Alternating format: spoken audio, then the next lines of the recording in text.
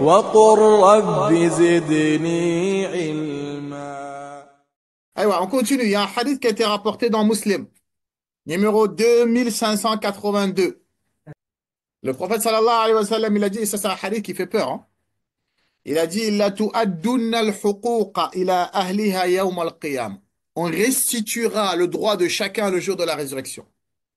On restituera le droit de chacun. On restituera le droit de chacun yawm al-qiyamah hatta yuqada lishati al-jalha'i min ash-shati al-qarna, jusqu'à ce que le mouton avec des cornes qui a cogné un mouton sans cornes, bah même yawm al-qiyamah, le mouton qui avait pas de cornes, on va lui mettre des cornes et il va mettre un coup de tête au mouton qui avait des cornes comme il l'a fait dans la dunya. C'était même les moutons qui se mettent des coups de tête.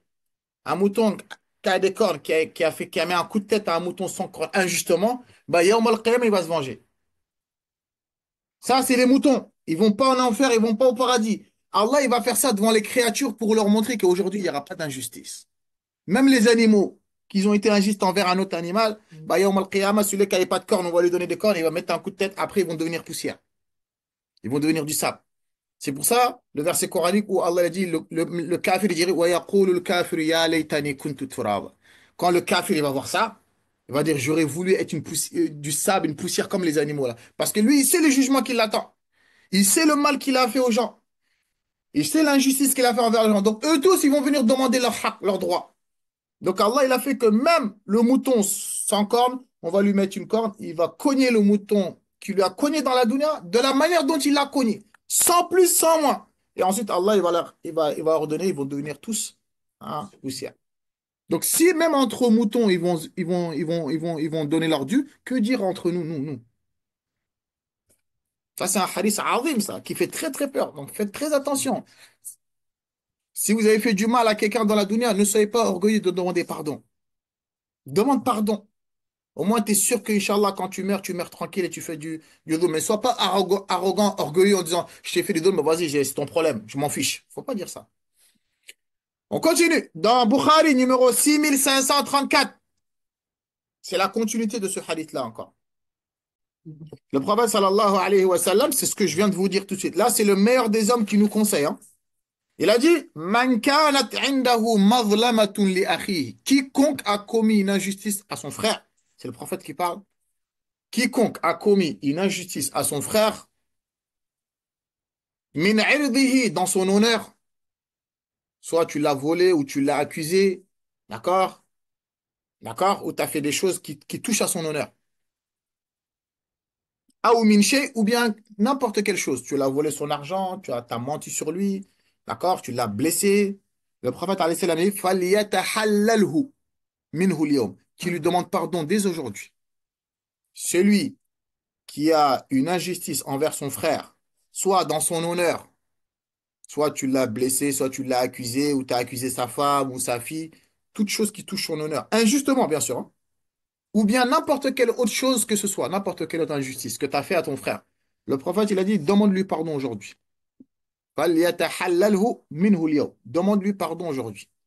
قبل أن لا يكون دينار ولا درهم. Avant le jour où il y aura plus de dinar et le jour où il y aura plus de dirham, qui est le jour de la résurrection. Le jour où il y aura plus d'euros, il y aura plus de dollars. Avant ce jour-là, si tu as fait du mal à quelqu'un, demande-lui pardon aujourd'hui. Pourquoi?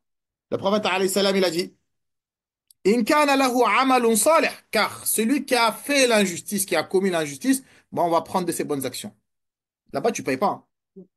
Tu vas pas payer, mais c'est tes bonnes actions qu'on va prendre du degré de ton injustice et on va le donner à celui envers qui tu as été injuste.